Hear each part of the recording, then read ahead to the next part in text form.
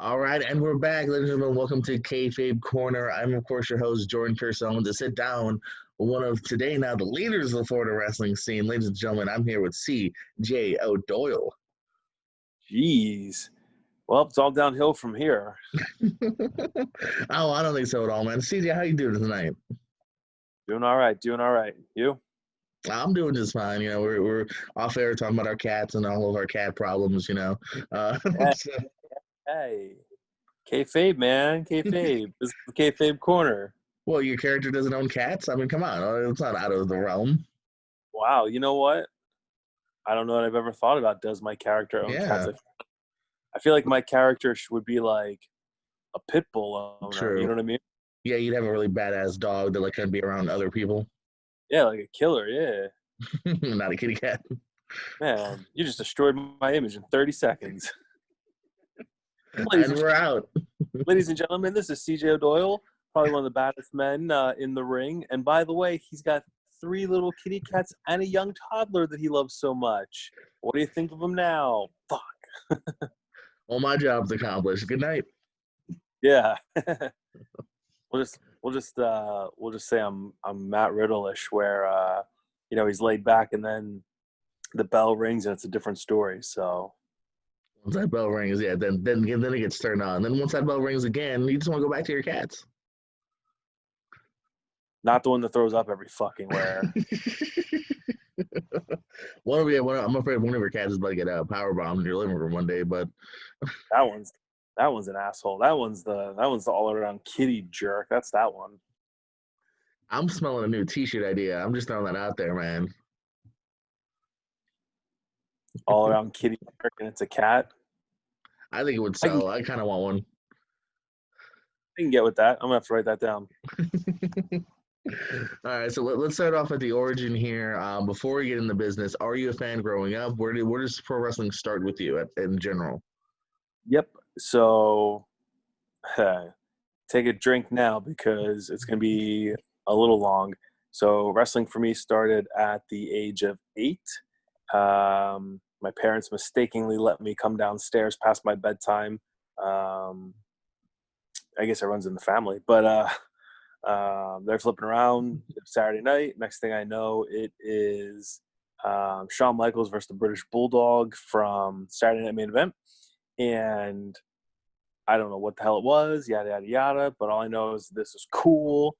And I just remember the bad guy won. And I'm like, what the fuck? Usually, like, Batman always wins. Spider-Man always wins. What the hell's going on here? The world's not falling apart, but this isn't right. Anyway, so that was that. And then, I don't know, a couple weeks later, I just remember Sting being on my TV Saturday morning. And the next step is I think I started wrestling with the neighborhood kids. And thankfully, I beat them all because I feel like if I would have lost, I probably would have been like, meh, this sucks. But I did well. And then I think the older kids, I think, let me hold my ground. And so from there, I subscribed to WWF Magazine because I don't know, 12-year-old doesn't. What 12-year-old doesn't want pictures of Sunny and Raw Magazine delivered to their doorstep? So there was an article in one of the magazines, and it was, so you want to be a wrestler? And it was written by Jim Cornette, and I'm like, whoa, of course I want to be a wrestler, duh. And it was like, well, go to your local shows and ask to help out, yada, yada, yada. So growing up in Philly, you don't get any more local than ECW. So I went down every 3 weeks to the arena, and one day got the teenage courage to ask if I could help take down the ring. And much to my surprise, they said, sure, kid, grab some guardrail.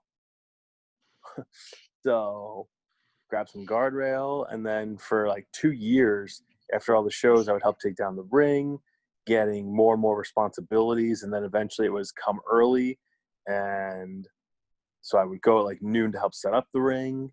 And had I been 18, then they would have allowed me to like go to New York and set up the ring there, and that's pretty much it. And then it was like, so help set up the ring at your local shows, and then find a training school. So Started asking around, and then I got linked up with I think it was Simon Diamond referred me to Jim Kettner's ECWA, and so I don't remember. Someone linked me up with Hacks Sandman. He had a school that was the head trainer was Pitbull Gary Wolf, and I was 15, so they're both in Delaware, and I couldn't get to either one. But thankfully, I was already going to other local indie shows and made some friends. I remember there was this one guy who he worked at GameStop or EB Games or I want to say EB something, some video game store, and made friends Both with of those him. sound right. Huh? So, yeah, both of those sound EB Games, GameStop.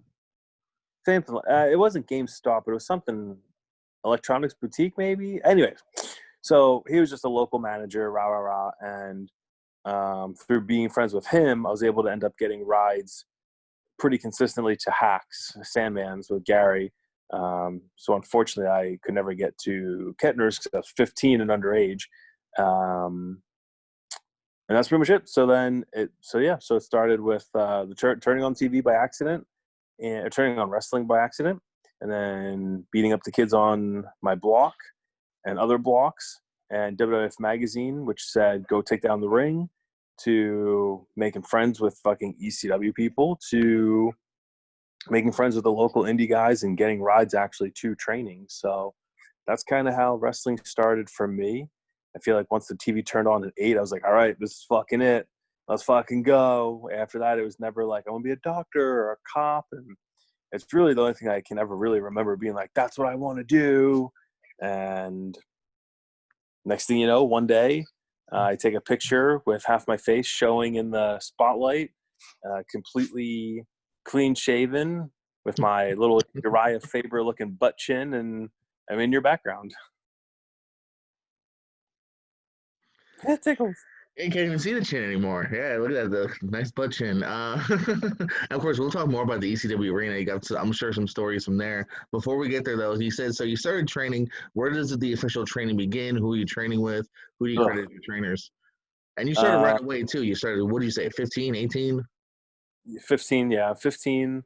Um, just did the best I could to try to travel an hour and a half from Philly to Delaware every week.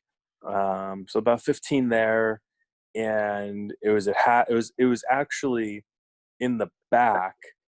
Sandman had a bar in Delaware, and I can't remember what it was called. Maybe it was called Hacks, but it was definitely in the back of the bar.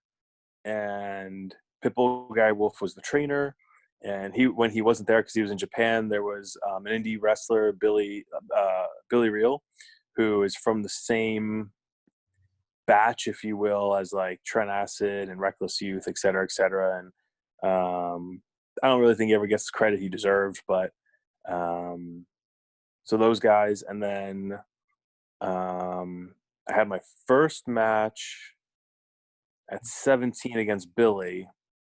And you know what? For a first match, that still stands the goddamn test of time. Like, no one should have a good no. And this is obviously a not very humble brag here, but no one should have a first match that good, and that just speaks to how good he is, and how well I guess I can listen. But then I broke my arm. I was out of action for a while. I had my next match the day before my 18th birthday, and I've just been wrestling ever since. So, gosh, thinking back quite a while. Anyway, I started doing shows, and then not too soon after, essentially got adopted by the Samoans, Pops, the family, et cetera, et cetera. And so that's who I credit as the trainers: Gary Wolf, Billy Real, and the Samoans. So that's the people you can thank for unleashing the jerk across your. Thanks a lot, guys. Thank your father, kids. Thanks, Dad. So, yeah, that's who you can send your hate mail to. Yeah, let them know, everyone. Let them know. You mentioned Pops WXW. One of the first places I saw the name Cheesy Doyle pop up at and was Blue Meanie's 3PW, and of course Oh there yeah. you mentioned obviously you were going to the ECW arena. You got to wrestle in the ECW arena. How do you get involved with 3PW, and what's it like actually getting to wrestle inside that famous arena? So cool. And I got to be there before a lot of other fucking people. I was just training one day at another school in South Philly. Whoop. Hold on, Screen sh- I didn't want this. I don't. It got an ad popping up. I was trying to show a video. Uh, um, oh, what kind of video? Is it me? Yeah, no, it's of someone else. Yeah, it's of you. Oh, that sounded arrogant. I guess I just meant, is it a 3PW? Yeah, sorry. Is it a 3PW video? Yeah, Oh, I want to see it.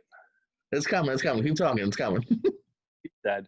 Um, so yeah, I was just working out one day at another South Philly school run by Harley Lewis, who's probably one of the toughest guys that you never want to cross. And one day, just I get there and Blue Meanie's in there, and he's trying to show some 7-foot dude like how to just do a choke slam, and I'm just there, and I'm the bump dummy for Blue Meanie on how to take a choke slam, and I just did real well, made a good impression, and he was like, "Hey kid, why don't you come hang out and help out?" Yada yada yada. So I did. I started doing security for him, and made friends with him and Jasmine, and um, caught a little bit of heat because I actually started, not skipping, but like saying no to like indie booking so that I could just go do security there. Because I was like, no, it'll pay off. It'll pay off.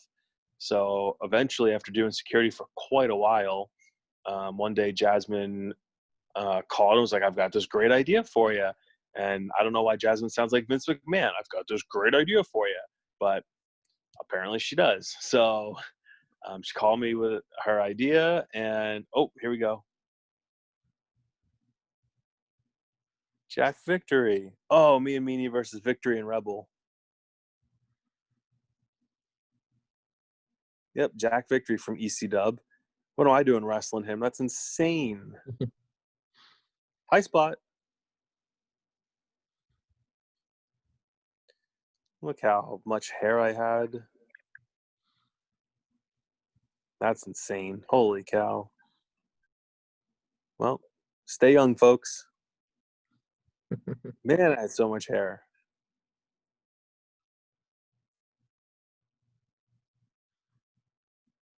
That was an awesome tank top. I think I still have that tank top, but clearly it's like, you know, Won't fit. unwear.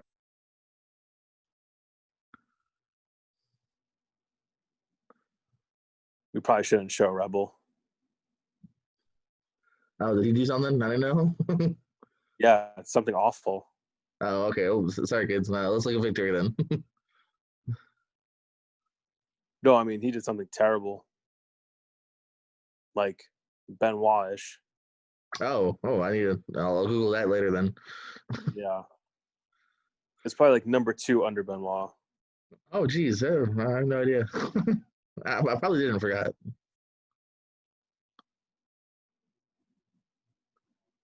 I think I still have those boots.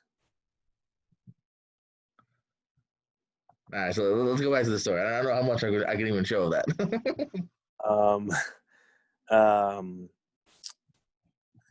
do security. Oh, so they had the idea, yada, yada, yada. They just had an idea, and I finally got my opportunity to wrestle for 3PW, and it was so exciting. And I remember walking in the day, like, I'd been in the arena so many times, but the first time I got to go wrestle at the arena first time I got to go to the arena as a wrestler in the ring, super cool. I don't know if I did, but I remember thinking to myself, like, man, I should be filming this.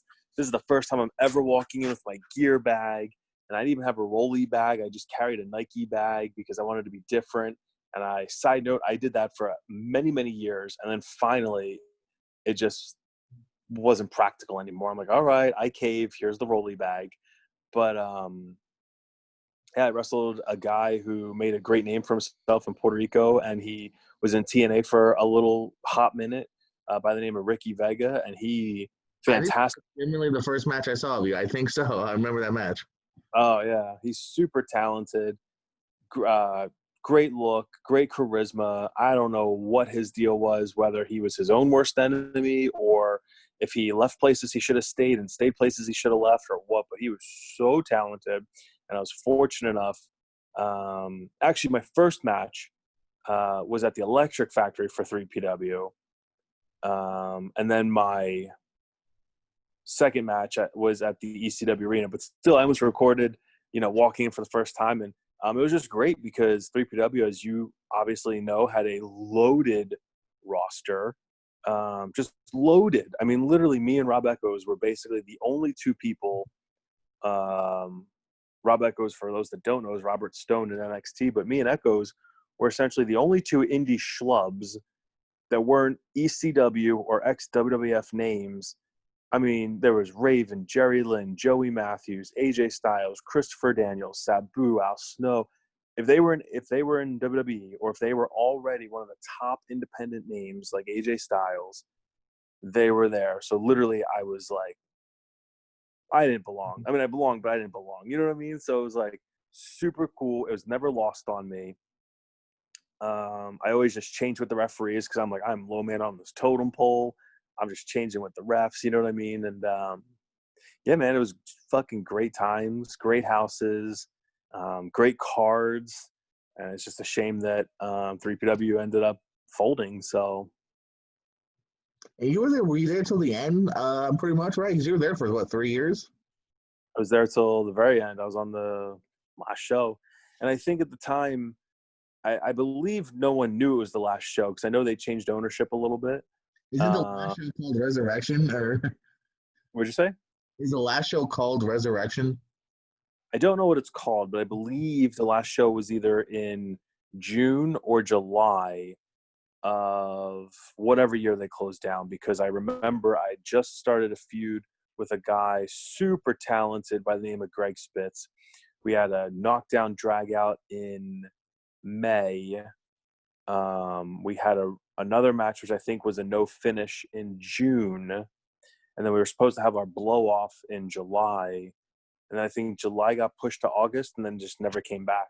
So I killed that company pretty good. And I was sad to see it go, man. I remember going to Suncoast Video and picking up those DVDs back in the day. Suncoast Video. Why do we not have Blockbuster? Why do we not have Suncoast? I mean, Netflix is cool, but anyways. FYE still kicking a little bit. That's all we got left.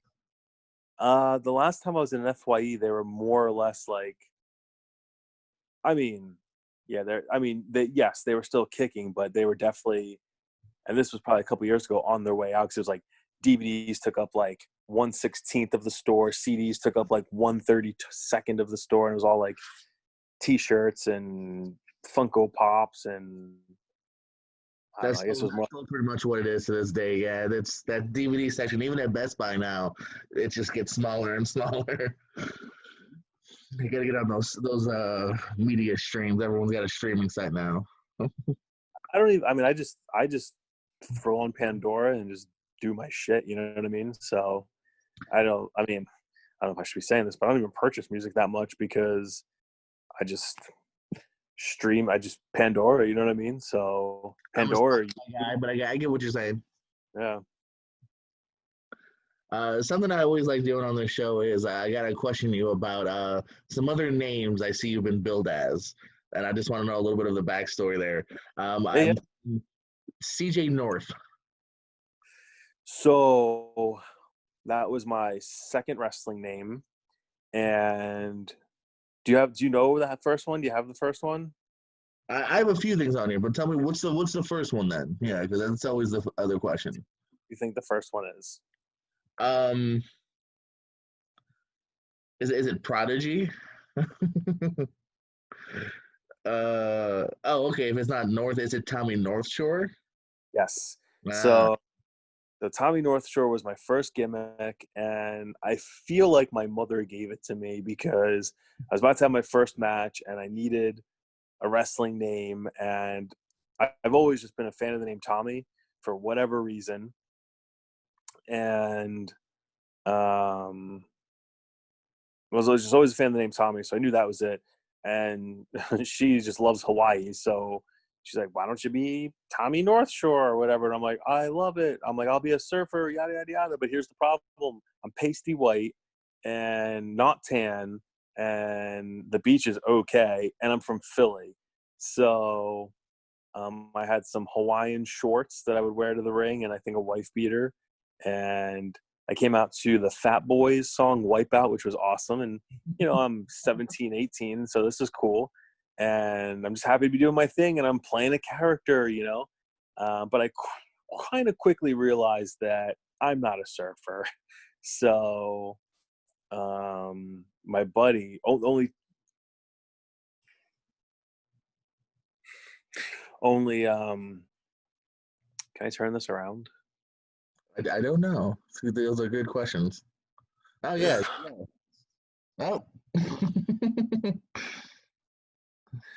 So I knew it wasn't me. And so only myself and my buddy Joey Rizzo, who he's the Sean of the two of us. We're the only two that made it out of the training school. A couple other people came and left, but we're the only two that made it. And he was the Sean, I'm the Marty. He's so talented, but I don't think he really liked the spotlight and the attention. And this guy would be signed for sure 10 years ago, but I just don't think he liked the attention and et cetera, et cetera. So he kind of bailed out a little bit, but I needed a new name. And he just one day at the school was like, "Why don't you just be CJ North?" And I'm like, obviously it's North Shore shortened to North. And while I still don't know where CJ technically came from. I think, just being a sentimental dad now, that he just took my first initial, his first initial was like, just be CJ North. So I feel like, because he's definitely one of those types of people. So I feel like, and maybe he just took CJ and just coincidence that his name begins with a J, and mine begins with a C. But that's where CJ North came from. It was a shortened version of North Shore, and the CJ was just created by the other gentleman, Joey, and I've been CJ's for, I don't know, almost 17 years, 18 years, something like that. Half my life. Have you gotten used to this? Everyone calling you CJ now? Oh, yeah, for sure. In fact, when I was wrestling in Puerto Rico for a while, and I kind of say, like, and this is probably something I shouldn't say on camera, but I feel like when I don't know you, I introduce myself as CJ. Even in real life, if I don't know you, I'm CJ. But like if I know you and you're on my and you're one of my like friends, like not even just like, oh yeah, we're cool. Like I'm talking like we talk every day through text or phone or whatever. Or if you're like one of my trivia buddies from Philly and we just nerd out and um, nothing I do matters. You know what I mean? Like that's Casey. You know what I mean? Or like, um, you know what I mean? So it's like you know, very few people use my real name. So when I was wrestling in Puerto Rico, there's no real friends down there. You know what I mean? So there's no Jarrell Clark down there or Tommy Taylor down there. You know what I mean? So it's just Puerto Rico. So I was down there for so long that when I came back, the day I came back, I was reading a book on the airplane, and it was like, oh, yada, yada, yada, Detective Casey. And I stopped for a second. I'm like, wait, that name looks familiar, but why? That's my name. So yeah, I'm pretty used to people calling me CJ. I also, like I just said, I give it out. You know what I mean? Like, it's almost like you got to earn the Casey. But yeah, so I'm totally used to people calling me CJ for sure. Have you ever? Plus, you don't Was plus you that? don't get the plus you don't get the stupid questions of, oh, Casey with a K or a C. How do you spell that? Da, da, da, da, da. That's a girl's name. Yada yada yada. No, I know guys with that name. Just shut the fuck up. It's two initials. You can't fuck up two initials. You know what I mean? Have you ever slipped out like in real life though, or like at like a social event and called yourself CJ when you're just Casey? Oh yeah, for sure. Yeah. So I Usually got it, to it could be a situation where it's like, oh, meet my friend such and such, and I'm either just not a fan right away or something, and I'm just like not a dick, but like on alert or whatever. You know what I mean? So we go, meet so-and-so. Hey, what's up? I'm CJ. You know what I mean? And usually like an attitude comes out with it too. But anyways, so yeah, I do. Yeah. You gotta tell me about Prodigy. Where's Prodigy from? So Prodigy. So it was Tommy North Shore, CJ North. Um, and then I would say Prodigy is like 2.5 because I was wrestling for WXW as CJ North. I was just, losing all the time. And then finally Pops was like, we're going to push you as a cruiserweight. Do you have a mask? Because you lost all this time, yada, yada. So I got a mask. I got different gear made. And he put me under, either Pops or Samu or both was like, we're going to make you a better worker because if you can make people feel your emotion, bullet point this, if you can make people feel your emotion through a mask, then you're a really good worker and you can for sure make them feel emotion without the mask. So I looked at it as a challenge and a test, and got repackaged as Prodigy, Cruiserweight Champion, rah, rah, rah. I went to their version of WrestleMania and had a killer match. And but simultaneously is when I got the phone call from 3PW.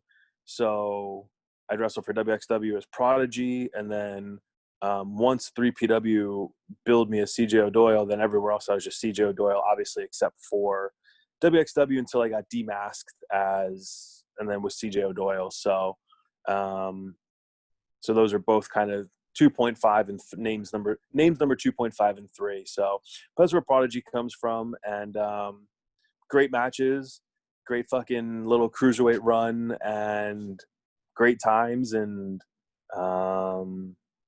Pops had live TV, like not just TV, and not in this age of internet TV. Like he had literally live TV on cable television every Sunday at 5. And for a while, I was like his go-to, where it was like, you can if you say 8 minutes, I will go 7:59, trusted, yada yada yada. So it was really special because it's like to be that guy that's trusted. You know what I mean? So, bam, that's where Prodigy comes from. Speaking of timing, that's actually an interesting question I've always wondered about. How do you get good at something like that? Is it just mentally where okay, I'm given 8 minutes? Like, how do you get good at that? Practice. Just practice. You know who's really good at that is Ricardo Rodriguez, Jesus Rodriguez. This dude could time going to the store and up and down the aisles to the T. And, the real answer is I'm not signed. So I don't know the exact answer to that. I haven't gotten to that educated level. So right now I just kind of, two-finger type it, where just from experience, I'm like, okay, this spot usually takes 30 seconds and this usually takes 20 seconds and yada, yada, yada. So I more or less just kind of eyeball it now. And I got to pick Jesus's brain more to be like, how do you know exactly? Maybe he'll say the same exact thing, just experience, you know what I mean? And obviously there's a difference from wrestling, I don't know, 1 to 6 times a month or something versus 200 days a year, you know what I mean? That definitely accelerates the learning process. So, yeah, that's the answer for that one. Interesting. This might have been NXT only. Casey Marion. NXT only. Yep. How does that come across? And some NXT shots. That was so. Everyone does NXT now, which is awesome. But I was fortunate enough to be one of the very first local schmucks to get called. Me, Andy Baker, who's in the UK now, Tommy Taylor, QT Marshall, who I think was the first or second. I think Baker was the first and QT was the second. I think me and Tommy Taylor were like numbers 4 and 5. But anyways, so nowadays people get fucking Trons and their wrestling names. But this was so early on where they were just starting to use local guys and maybe trust them, that it was, what's your real name?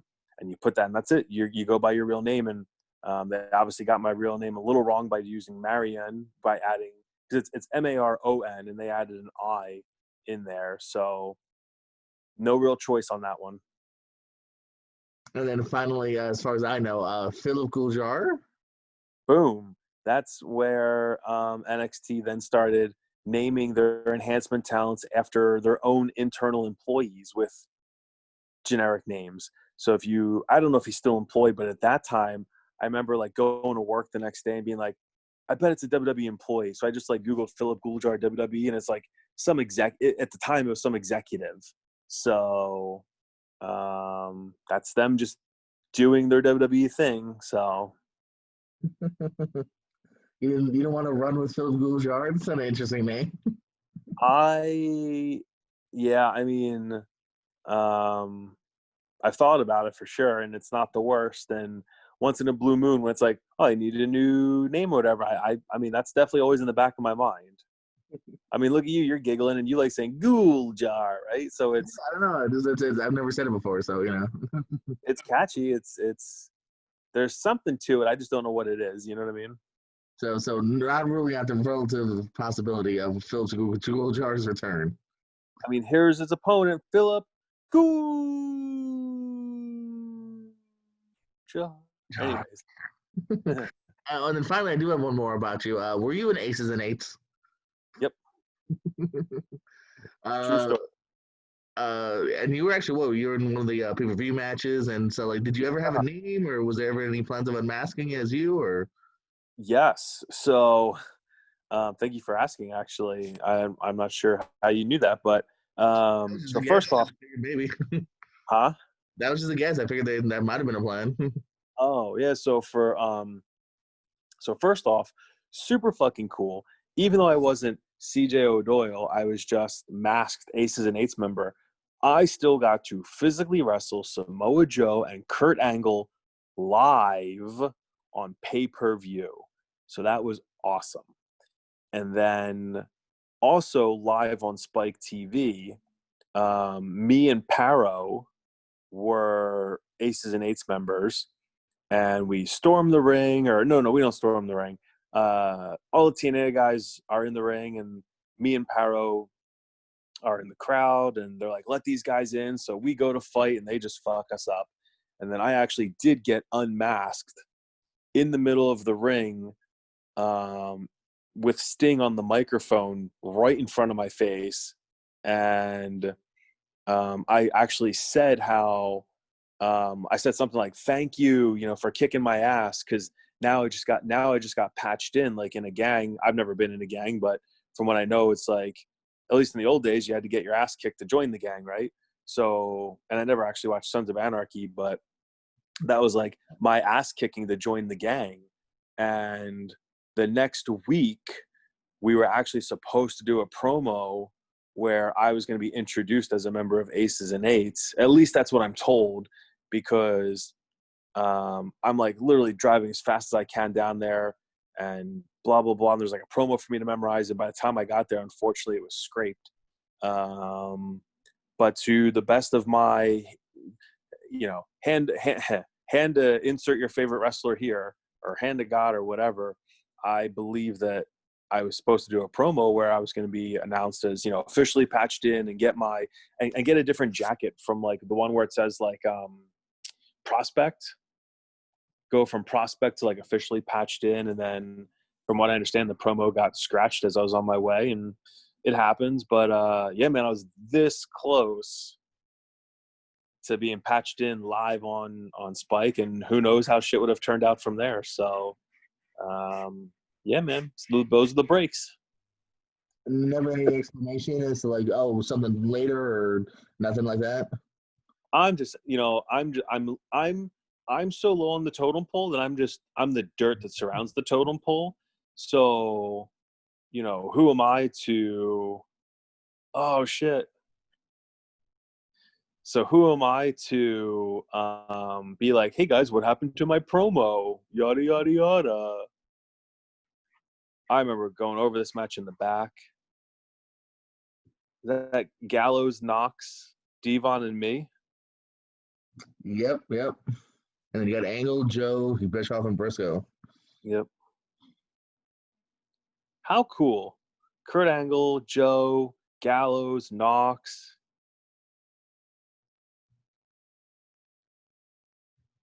Whoever else I just said. You mentioned Perot. Anyone else under a mask?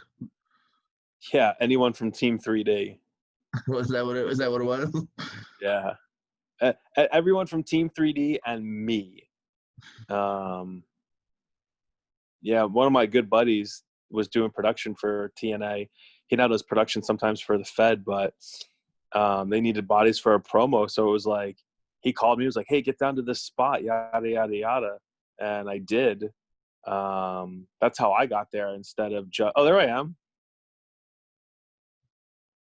Whoa. That's so cool.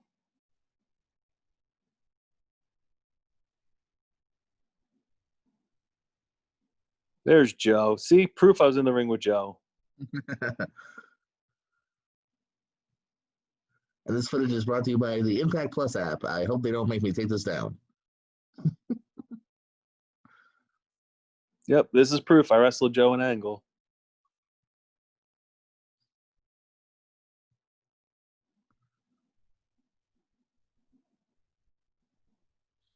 Anywho's, I don't even know what the hell I was saying. Sorry. Yeah, no, we're just talking about getting into it, and everyone from 3D was under a mask at one point. Oh yeah, pretty much. So if my buddy didn't call me, it would have been all Team 3D, but it was basically all Team 3D and me. So very fortunate. Yeah, that angle in general always had so much steam, and then it just kind of it petered out in general, that angle. You know, this is just my 2 cents in opinion, and I, again, I'm just the dirt on the totem pole, but I feel like all the fans already knew who was under the mask, and there was no real surprises. It was literally everyone they already knew. So there was no like, I don't really feel like there's any swerves. Obviously the leader was a swerve, but like nothing else was. So that's all I got. You mentioned this before. What were you talking about for trivia? Well, you do some trivia? What was that? Oh no, just just my buddies from Philly, my real life buddies. Um, just started. My one buddy picked up like some trivia game at I don't know, Target or something. It's just all WWE questions, like from the modern era, the Attitude Era, yada yada yada. So during the coronavirus or COVID, since we're already all at home, he just organized us every other Friday. We all just Zoom in and we just, Scout's honor. We don't use our phones or nothing. And he just asks trivia questions. We write down our answers. He scores it. And, it's a good way for us to all bullshit for 2 hours because we weren't bullshitting beforehand. So it's just a neat way to bring us all together, kind of, I like it. I might have to steal that idea. I like that a lot. Yeah. It's supposed to be this Friday, but I got a show on Friday. So I told him, and I think he's moving it to tomorrow, actually. So I'm not. Just let him know. I'll take your spot. I'll get you some points. Don't worry. better. You better. I will, man. I was actually really excited. I remember right before Corona started, there's supposed to be actual like wrestling trivia in Fort Myers. I was so ready for it. I had a For team. what? There's gonna be an actual bar was doing wrestling trivia like right before Corona shut everything down, and I was so ready for it. I don't know what questions it is. Like I don't know how many questions the game has, but it's just I feel like it's a game you would just go get in Target, and he just asks questions, and we just answer, and again we just bullshit and stuff, and it's good times. Very nice. I like it a lot. So you've been in the PC, right, for a tryout? Yep, PC. Literally, Grueling, as it says it is, as it sounds. Is it grueling? Walk me through that a little bit. it is. I've been, I've been in the gym since I'm like, I don't know, 19 or 20, even though I don't look it. And I've been in athletics since baseball at the age of 8 and football and all this other shit. And I do the obstacle course races and yada, yada, yada. And it is the most grueling thing I've ever done.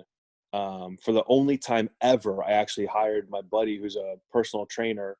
And it's the only time in my life I actually feel like I looked like an action figure. Only time. And I've never been more ready, super conditioned. I did great. Cardio was great.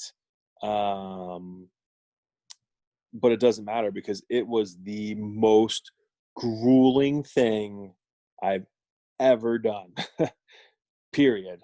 I've done Tough Mudders, Savage Races, most grueling thing. Yes, it is as grueling as you think. I guess that's why I've never been invited. So, Always. well, uh, speaking of also grueling stuff, at least from what I've heard, you mentioned a little bit before. Well, tell us about your time in Puerto Rico. So I went to I was at SmackDown for a tryout.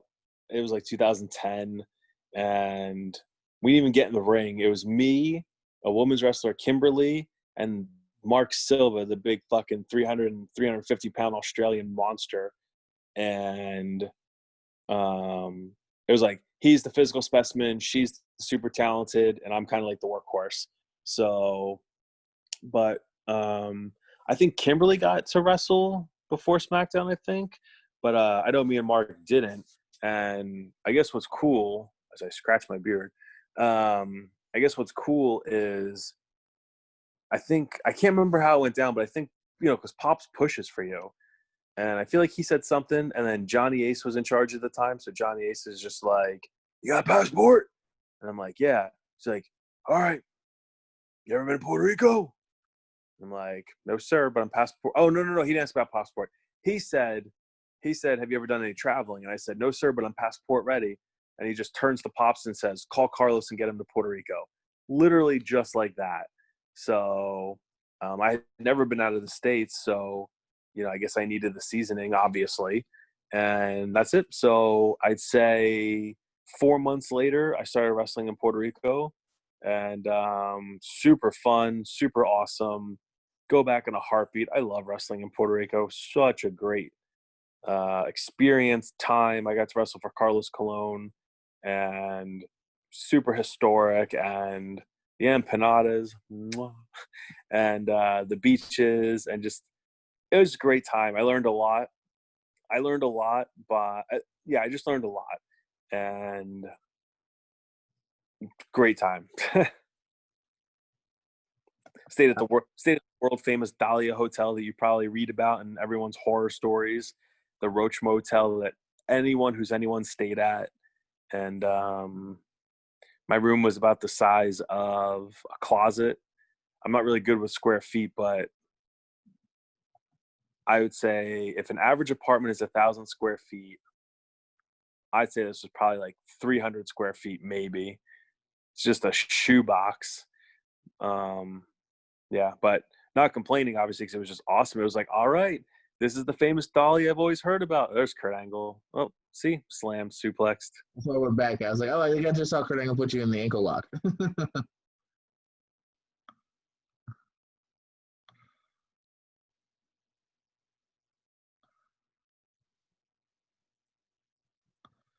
And that would have been murder. All right.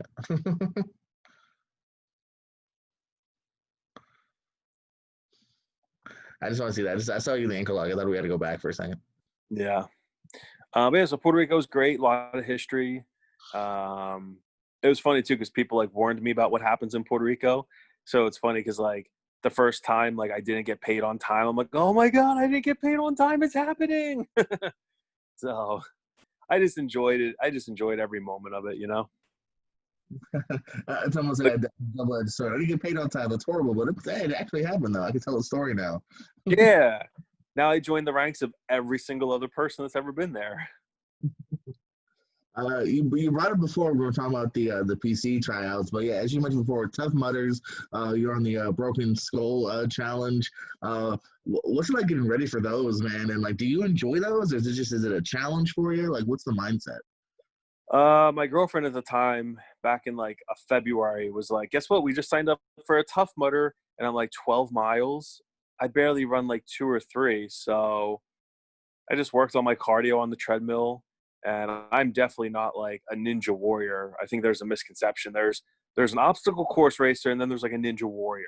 So ninja warrior is self-explanatory, and obstacle course is different. So not that helped at all, but I just do a bunch of cardio really, and when I do a bunch of cardio and I do a lot of the training that I did to get ready for the PC tryout, before it's race time, because that training was really quite sufficient. So at the same time, it's kind of like muscle memory / condition now. So like, not that I'm going to be productive, but I could go run an obstacle course race tomorrow and like the muscle memory would just kind of hit, you know what I mean? Um, but for anyone that's looking to do one, absolutely got to work on your upper body strength, your endurance. Um, I think CrossFit's a great way to train for that shit because of I think CrossFit's a great way to train for obstacle course races. Um, and what's really nice is the camaraderie on the course. You know what I mean? Like, whether it's my first one or my 25th one, the camaraderie on the course, everyone's cheering everybody on. It's super fun, super cool. Yeah. So, Do you plan on doing any more? yeah, I definitely want to do some more. For a while, I kind of got a little burnt out on it. Personal stuff going on too kind of attributed that, but if there's a positive of COVID, it's with the gyms being closed, it forced me to go out and run more. And I feel like that needs to pay off, whether it's another half marathon or another obstacle course race. Of course, I haven't run since last week when the gyms opened back up. But yeah, I think there's just a bunch of personal changes that I've had lately. So I feel like going back to my roots would be cool. It got to the point where like the first obstacle, you have to actually jump in the mud. It's like, wait, why am I jumping in the mud again? And a lot of times it's not even mud. It's like fucking cow shit you're jumping in. And I'm like, this isn't fun anymore. So, but I got the desire to like do at least another one. And I was talking to Sideshow and he wants to do one. So it's like, fuck yeah, let's do it, you know? And, no matter what, when you cross that finish line and get a medal, at least for athletes like myself or him, we earn it. You know what I mean? Because I mean, there are some people that, like, just walk the fucking thing, but like we give it our all, we attack it, and we earn that medal. And just like Shane Douglas one time grabbed a championship, it's like, give me that shit. I usually cross the finish line, and as they're putting the medal on my neck, I usually say, give me that shit. So just pops myself. But yeah, I mean, the medal's cool. It's a nice little validation. Then you go home and shower and wear your medal all day and go out to eat somewhere and be like, look what I did. I'm an idiot. But yeah. So obstacle racing's awesome. Camaraderie's great. Everyone should do one at least once. And yeah, I'm actually wearing a Savage Race shirt now that I think about it. Yeah, there you go. Finisher 2016. Nice. Dude, most of my wardrobe is fucking race t-shirts. Speaking of t-shirts, the perfect segue. I was looking at your pro wrestling tees earlier, which of course, if you would like to support Mr. CJ, you can get a all-around jerk t-shirt, Yep. Irish Lionheart, a few different designs on there. It's credits you having some victories over Scorpio, Tatanka, Stevie Richards, and Crimson. But I want to ask about that last sentence there. You have an alliance with Vince Russo? Oh yeah, I should probably update that. But yeah, I wrestled for Freedom Pro, which is a company in Tennessee, and I was just in a faction with Vince Russo. It was called Northern Aggression because clearly he's a Northerner from New York, and I can't even do that well.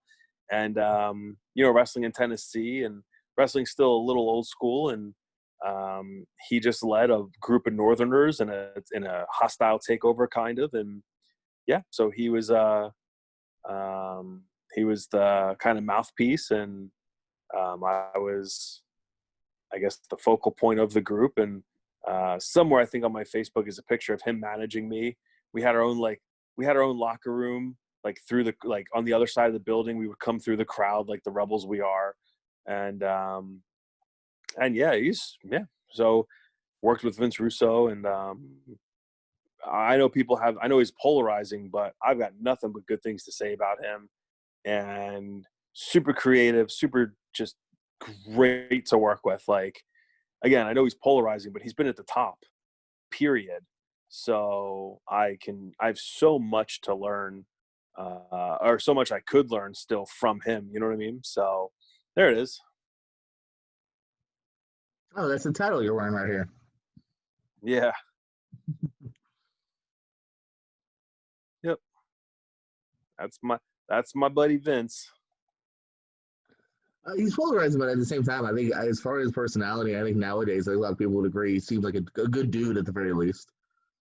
I mean, I really have no idea, but I know that one of our friends, Simon Says, had a thing on his socials, like asking people's opinions. There was like 100 comments. And I know my comment is, not speaking personally, just speaking professionally.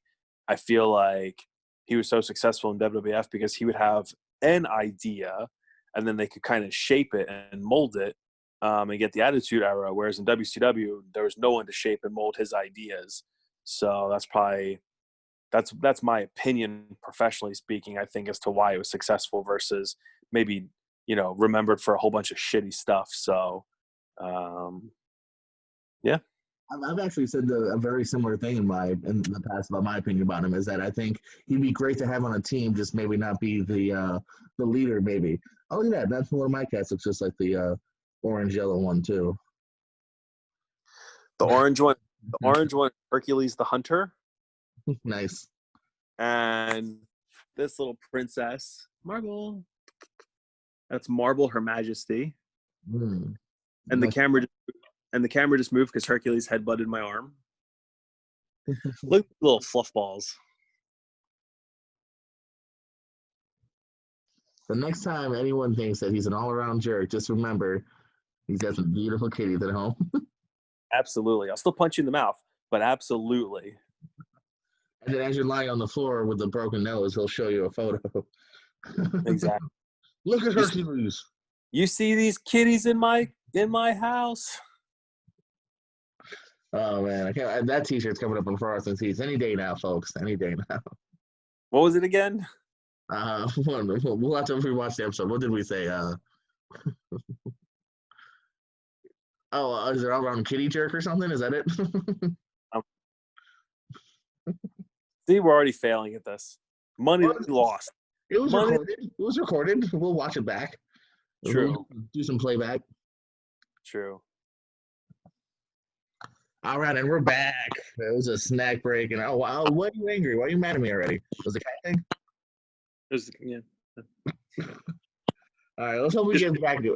We get on a good track because I want to talk about some of your favorite matches. Who have you really clicked with? Who do you love getting in there with? Oof. I wish I was prepared for this question. So literally no particular order because it would be just offensive otherwise. No, I'm gonna ask a ranked 10. Some of my favorite matches have come against Thomas Latimer from NWA, aka Bram from TNA. I don't know that we've ever had a bad match. It's just always fucking magic. He's also so good though. Some of my favorite matches have been against childhood favorite, the franchise Shane Douglas, childhood favorite Tommy Dreamer, and childhood favorite Tatanka. All three came to fucking work. All three were like 20 minutes or more. Crazy. Other favorite opponents. I don't think he wrestles anymore, but Tommy Taylor, Chris Crude from 3PW. Who else? Chico Adams. I love wrestling him. Nick Nero. At this point, I'm just naming some friends, but man, who's someone who I just always make magic with? Oh, there's Tommy Taylor. He's so good.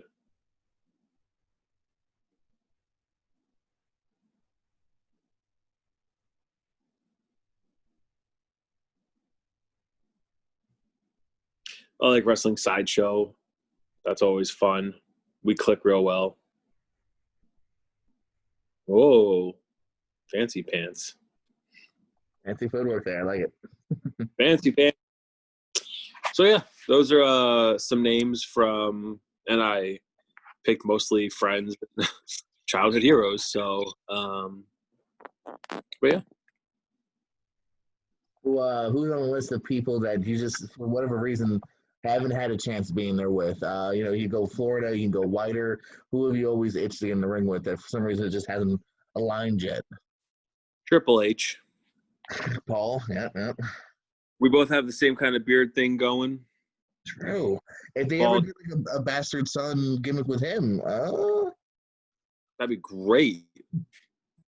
Look, I got the bald head, and I can probably already do the voice a little bit. You see the cat right over there. See what had happened was. I'm your son. Yeah. Double C. We can change Doyle to something else and just be double C. Yeah, CJ Levesque. That's not a double C. Any other names besides Triple H that you love to work with? Oh, let's see. I mean, everybody, obviously. Let me think. I think Cody's got that open TNT challenge, so sign me up for that. I don't really think I have. I know like it's cool for every year people to be like, here's my list of who I want to wrestle, right? But like, I'm always open to wrestle anybody, anytime, anywhere, any place. I don't discriminate. You know what I mean? So I guess the answer is I don't have anyone like that I'm just begging to wrestle besides, Triple H, William Regal, just the usual suspects that you would think of. You know what I mean? I don't think there's anyone abnormal or whatever. I mean, the problem is as soon as I see you, I want to wrestle you. You know what I mean? So it's like, oh yeah, hey, good to see you. When are we going to wrestle? Hey, good to see you. When are we going to wrestle? And I hope it doesn't come off insincere, but it's like genuine. It's like excitement because when I see my friends or just acquaintances even in the back, it's just like, oh shit, let's wrestle. Oh shit, let's wrestle. You know what I mean? So it's whether it's oh shit, Effie, let's wrestle. When are we gonna fucking wrestle? Or hey, Monstar, when are we gonna fucking wrestle? You know what I mean? So it's there's no just there's probably no one. Oh, there's not many that I look at and be like, I don't want to wrestle that person. So not terribly helpful for your question, but I'm just super open. Super open, What's some of the favorite promotions you worked for, both in the past and current? Who do you like popping up for? 3P Dub, obviously. Freedom Pro was awesome. Fest is awesome. Who else?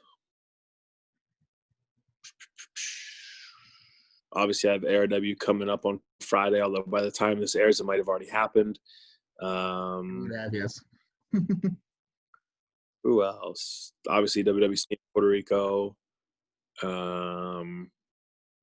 Gosh, I probably have one friend listening to this right now that's like hitting himself in the head because I'm probably forgetting like 17 other places. Just trying to think. I always have so much fun at Fest. So I had so much fun at 3P Dub, so much fun at Freedom Pro. I keep a matchbook of every match I've ever wrestled. And I should have brought that with me to have handy to flip through. I'll just leave it at those three for now. Yeah, I'll just leave it at those three for now. I mean, obviously I have fun everywhere I go, or else I have fun everywhere I go, or else I either A, wouldn't wrestle there. That's it. There's no B. It's just obviously I have fun wherever I go, or else I just wouldn't wrestle there, Nobody wants to be somewhere they're not having fun at, I feel you. It's post show. A kid comes up to you and he goes, Mr. Doyle, I want to be a wrestler just like you. What kind of advice do you give me? Tell him to piss off. That's it? Piss off and buy my shirt. Well, you should be buy my shirt first. Get that money in hand. Exactly. That's twice in this interview alone lost revenue between the kitty idea and then that. No, I mean the real answer would be get a good education, have a fallback plan. Don't think you can just not have a fallback plan, because whatever your fallback plan is will actually assist you in getting to wherever you want to go wrestling wise, because the more of a backstory you have, the more valuable you are to wherever you're trying to go. You know what I mean? Right on, right on. So you've been in the game now for a little while.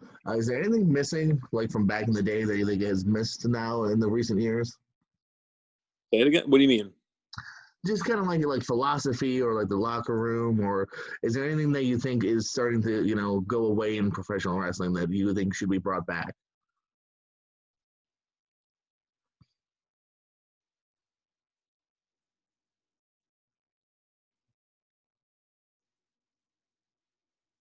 It's a very broad question.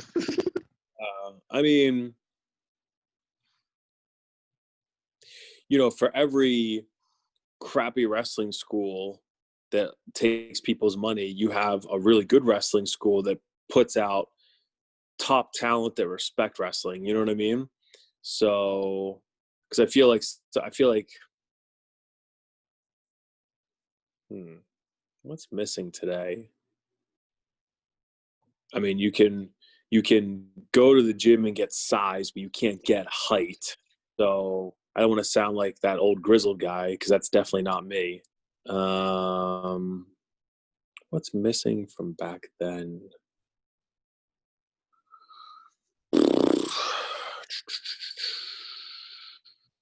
I mean, there's a lot of positives that have been going on. Promotions working with other promotions, talent traveling. The question is there something that you think has progressed too? Like you said, promotions work together, or is there something that you like now that is different from back in the day? It's not that it's. I mean, now you don't have to wrestle for so long that before you can have success. Now you can be wrestling for a year or two and find success, whereas before you'd have to grind for a long time and get back. That's definitely not a bitter comment in any way, shape, or form. If anything, it's good, because people would frown on you. It'd be like, "How long have you been wrestling?" "Oh, 5 years." "Get out of my face." But that attitude is kind of gone, and that's a good progress. You know what I mean? So it allows talent to rise quicker. Granted, obviously the con would be seasoning, but moot point. Um, what's missing? Obviously, progress is the fact that you don't have to be a giant anymore. Um, various styles, the athleticism is all progress. You know, MMA styles make fights, and styles make fights in wrestling too. Aerial versus power, aerial versus aerial, technical versus power, technical versus technical, et cetera, et cetera.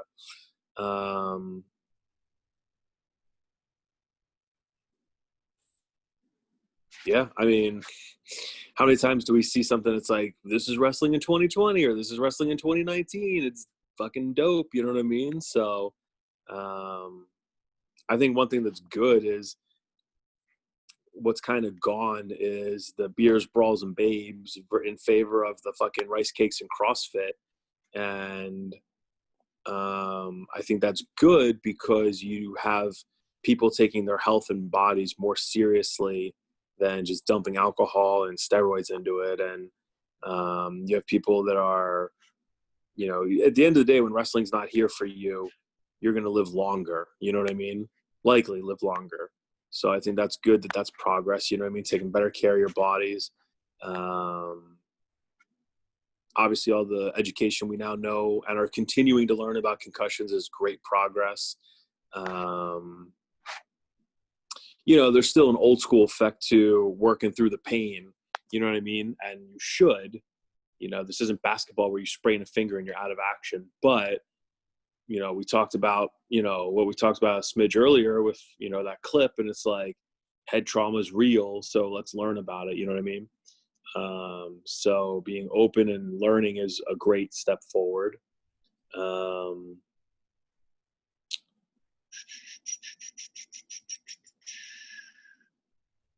Yeah, I mean, I'm sure as soon as this is over, I'm gonna think of 5 things. Or what? Let me ask you. Turn the tables. what is something you wish would come back? Oh man, You well, do, put me on the spot. yeah, you do all these interviews. You hear different answers. That I wish would come back. Hmm. Now give me a minute. It's Yeah, not, see, not so easy. It's a lot easier asking the questions. Um, ECW, ECW at 10 o'clock on WGTW 48.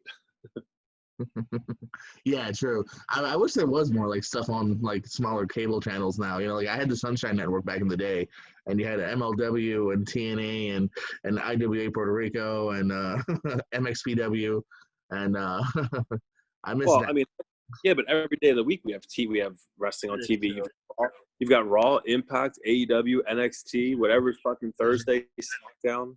$9.99. You can have Club WN with ACW and FIP featuring CJ Doyle. Yeah, WWE Network. IWTV, high spots, and on and on, and they're all cheap and they're all $9.99. I used to spend 15 for one 3PW DVD. Yeah, that's what I wish I would come back. That's what I wish would come back. Uh, Wrestling DVDs sold at FYE. And they're really cheap now too. Like whatever's left, they're like all on clearance for like $4. So if you want them, they're out there. Uh, I don't know. Other than that too, I mean, I'm sure there's little things like you said. I'm sure if you actually sit down and think about it, like I said, I'm in the middle too, where like there's some old school stuff that I miss, some new school stuff that I love, and I don't know.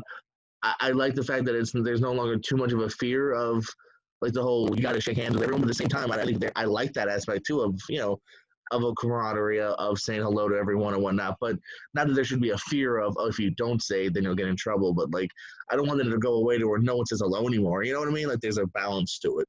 So there's a balance to the old school and new school.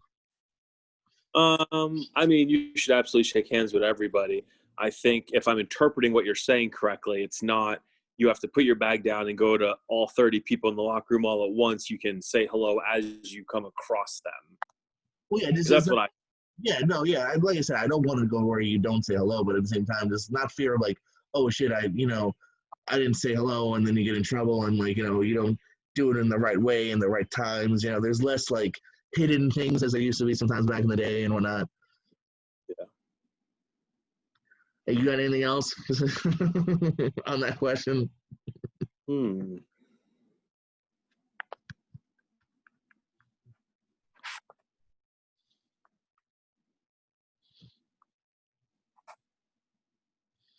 I'd like to see more calling it all in the ring versus anyone can put together a fucking dance recital in the back, but I'd love to see shit hit the fan in the ring and you call it out there, or just don't call anything and just go out there and wrestle. You know what I mean?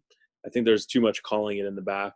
Granted, I mean, there's reasons, but and obviously we're just here literally racking our brains trying to stretch, but it'd be interesting to see how good people are with just calling it in the ring. Yeah, it's always crazy to hear those stories of Ric Flair showing to the building right before his match or whatever, and not going over a single thing, and then going out having a 60-minute Broadway, and yeah, that's more on your guys' side. I applaud either way. If you guys put together a great match, that's great. Here's one I want to get your opinion on. Going back to kind of like old school, new school. If your match is done, stay in the back. Don't go chill in the audience, right? If you're chilling in the audience after your match, you should probably not be in wrestling. COVID situations excluded. Well, I wasn't even going that far with it. I just know I've seen that trickle out a little bit where people will be done with their match and they'll go join their girlfriend or like join their friends. And I'm like, no, like you're supposed to be a star. You know what I mean? You're supposed to be, even if you're a good guy or a bad guy, you know what I mean? Like if I die in the first act of a stage play, I'm not going to go join my friends for the second act. Like be on that next level. Like, you know what I mean? They're supposed to hopefully pay to see you. Be that the next level. You just found something that absolutely doesn't sit well with me at all. So All right, that's good. Then we agree on that too. I've noticed that it doesn't happen a lot, but I've noticed a couple of times. I'm like, why are you in the crowd? Especially if you were just like this big old badass, and now you're just Joe Schmo chilling with his girlfriend. Like, come on, like kayfabe's dead. Let's not murder the body though. Like, you know what I mean? Like, let's not really dig into it. It's all whatever. That's Yeah. something I miss. Like, I kind of like when if you someone you fought earlier in the day, like don't be chummy with them after the show, like in front of everybody. Like little things like that. You know what I Oh mean? yeah. I understand you got to travel together to save money on gas. I'll let that slide, but like don't be like high fiving right in front of the whole crowd after the show. Little things like I that. I would go out of my way to avoid sideshow at all costs. And I agree with that. I agree with that philosophy for sure. Um, where do you see yourself in 5 years?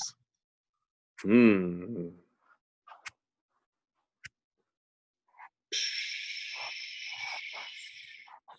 Well, there's one of three scenarios.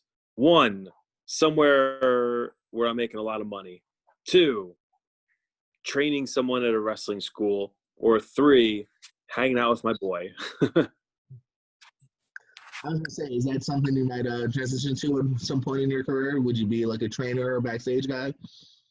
Yeah, I think my best tool is my mind, and um, this may sound arrogant as fuck, but I don't think I get it. Um, I don't think I get nearly as much credit as I probably should for putting together so much shit and that I do. I don't think people know how much I fucking assist and put together and stuff. And I'm sure that sounds awful, but um, I'm sure. Yeah. Anyways, I'm just gonna shut up there. But I definitely. I mean, I enjoy um, helping out with little tidbits and little things here and there, and psychology and helping put a match together and yada yada yada. And I myself still have a lot to learn because you're only as good as the level that you're at, right?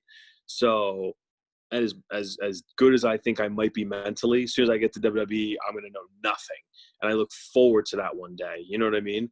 Sure, I'm good at a high school level, but now I want to go to college, or now I'm good at college, but I want my master's. You know what I mean? So, but for the level that I've achieved, I enjoy helping others put shit together and then being like, oh yeah. I remember wrestling. I think Sage Scott. I wrestled him for ACW. You're probably there, and we wrestled. I don't know, 15 minutes or something like that. But I lectured. I spoke with him for 25 to 30 minutes in the back afterwards. Broke down the match, broke down why we did this, why we did that, what was good, what was bad. And I know for a fact, because someone stooged on him, that he was shit talking me because I lectured him. And, I called him out on it, whatever. But fast forward 6 to 8 months later, our feud is over, and he's thanking me for taking the time that I did to explain, because he said that he felt that he really elevated himself and his game. And that was the whole point of working with him, was to, make him better. You know what I mean? So just like a child, they don't realize what's going on until it's happened, whatever, and it's all good. And obviously, him and I are cool in case that needed to be clarified. But I know for a fact that he was definitely not liking me at that moment. But now we joke about it all the time, how because I took all that time to explain the ins and outs, and our matches got better and better and better. Now he can be in a position. I mean, he's got that cruiserweight strap, you know what I mean, and he's featured on all the posters. So clearly, it worked. You know what I mean? So yeah, so that's what I enjoy. Helping people learn what I've learned, because I can't take the knowledge to the grave with me, so I better pass it on. You know what I mean? And I'm still craving that fucking master's PhD knowledge. You know what I mean? So hopefully I can get that one day. I'd love to go to the PC, even if it's not as a wrestler, but just as like, I don't fucking care. Just give me the education. I don't even need to be in the ring. You know what I mean? So knowledge is power. So yeah.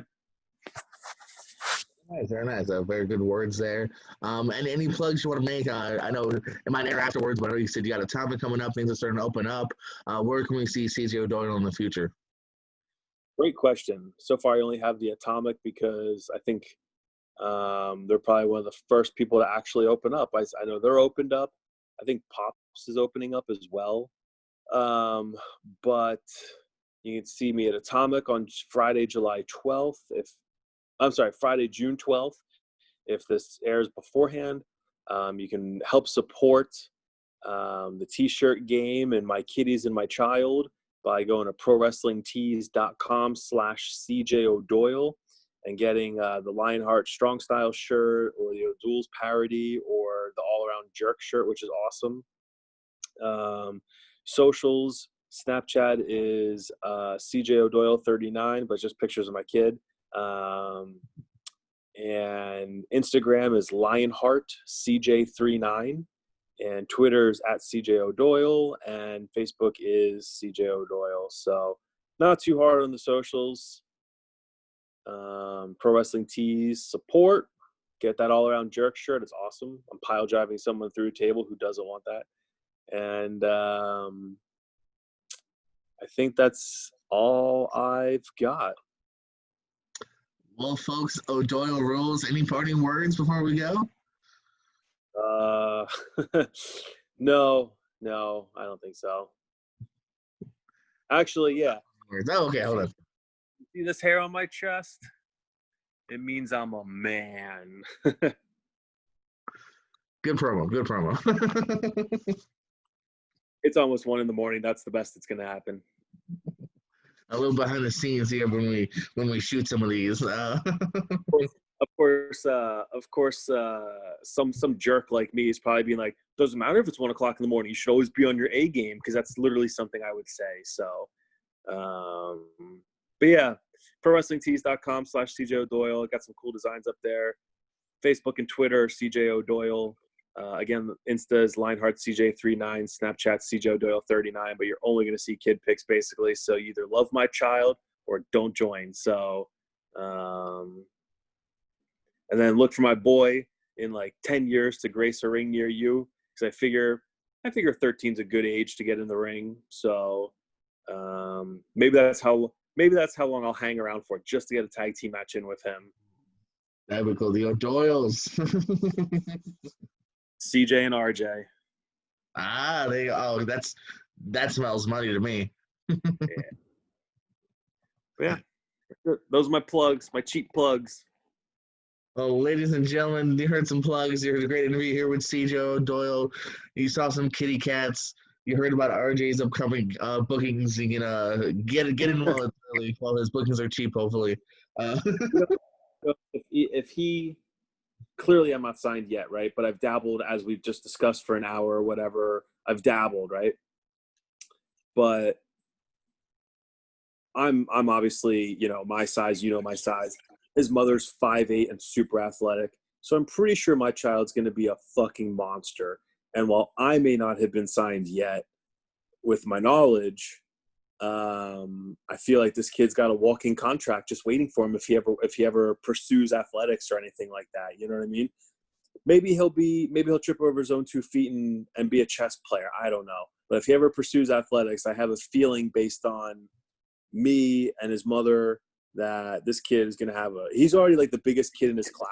So I'm just like, grow, boy, grow. So, but yeah, it could be one of those situations where it's like, oh, daddy wasn't, how many times you hear a situation where it's like, oh yeah, the parent played AAA baseball or AA baseball, and the kid's like a fucking MLB superstar. You know what I mean? So, yeah, I'm in no rush to rush time, but clearly my boy's the man. So, coming to a show near you. This was episode 16, maybe episode 406, 506. I'm bad at math. I'll interview RJ. Anyways, thanks for. Absolutely, CJ. Always a pleasure, man. Check him out whenever you can, whenever he's in the town near you. Thanks for checking out. That was CJ O'Doyle. This is Jordan Personals. I'm going to go before he apologizes me, everyone. So keep it kayfabe.